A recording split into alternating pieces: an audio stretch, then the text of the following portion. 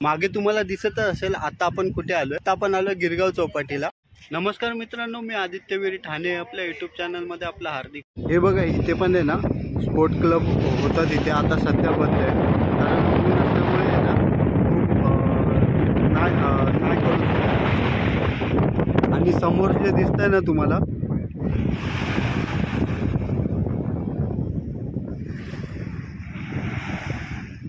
समोर जे दिसतंय ना हे पूर्ण मरीन ड्राइव आहे। हे बघा हे जे दिसतंय ना पूर्ण हिरवं हे राजभवन आहे। तिकडे पण आपण व्हिडिओ करणार आहोत, ती लवकरच ती व्हिडिओ येणार आहे आपल्या चॅनल वरती, ती पण आपण दाखवणार आहोत। हे बघा हे सगळं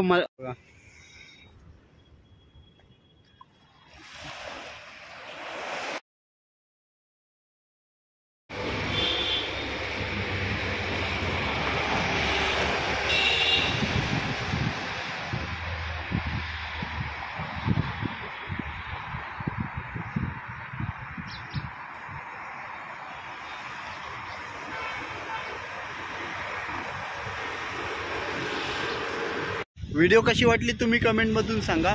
लाईक करा, शेअर करा आणि सबस्क्राइब करा। भेटू एका नवीन व्हिडिओ मध्ये।